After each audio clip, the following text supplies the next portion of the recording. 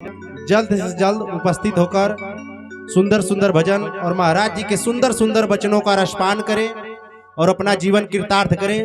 जय श्री श्याम, जय श्री राधे, जय हनुमान जी महाराज। आइए तब तक कुछ भजनों से सेवा रहेगी।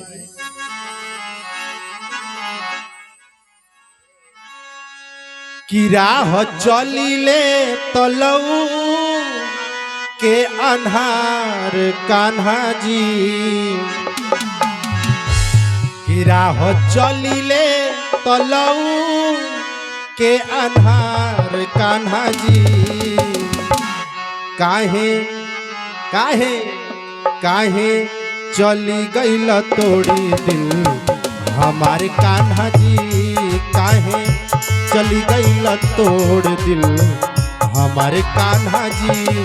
राह चलिले तलऊ के अन्हार कान्हा जी, राह चलिले तलऊ के अन्हार कान्हा जी।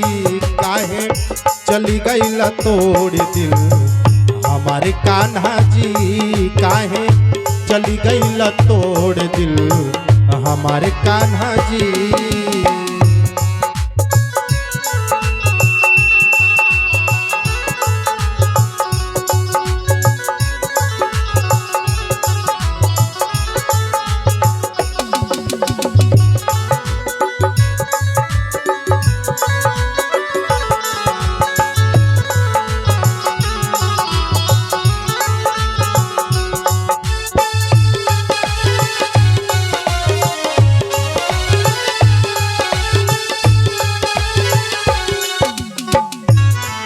और आगे भजन में कहना है, मधुबन में चली चाहे जमुना किनारे,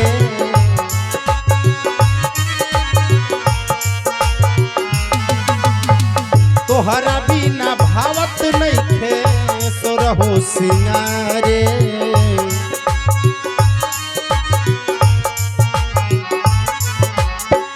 मधुबन में चली चाहे जमुना किनारे, तोहरा बिना भावत नहीं थे सो रहो सिंगारे। जदी करत होई हमारा से प्यार कान्हा जी, जदी करत होई हमारा से प्यार कान्हा जी। चली आव जल्दी सुन के पुकार कान्हा जी, चली आव जल्दी सुन के पुकार कान्हा जी।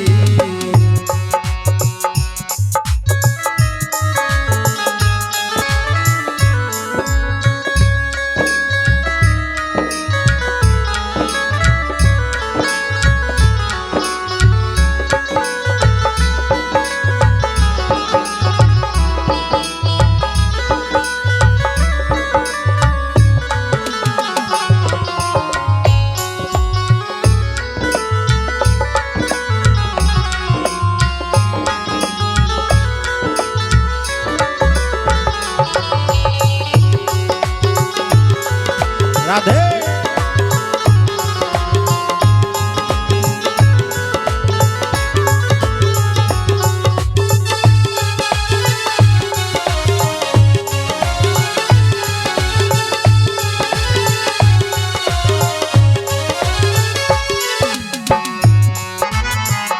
और आगे भजन में कहना है,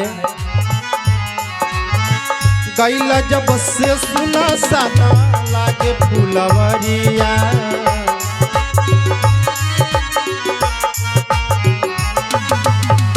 वृंदावन में रोवा ताड़ी बन बच चिरैया।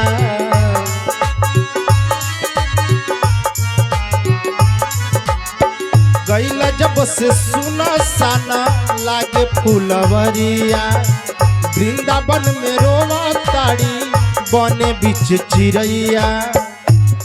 के बजाई अब बंसुरिया के तार कान्हा जी, के बजाई अब बंसुरिया के तार कान्हा जी। काहे सुनत नहीं हमरो पुकार कान्हा जी, काहे सुनत नहीं हमरो कार कान्हा जी राह चलिले तलऊ के अन्हार कान्हा जी राह चलिले तलऊ के अन्हार कान्हा जी काहे चली गईल तोड़ी दिल हमारे कान्हा जी काहे चली गईल तोड़ दिल हमारे कान्हा जी काहे चली गईल तोड़ दिल हमारे कान्हा जी काहे चली गईल तोड़ दिल हमारे कान्हा जी। प्रेम से बोलिए वृंदावन बिहारी लाल की।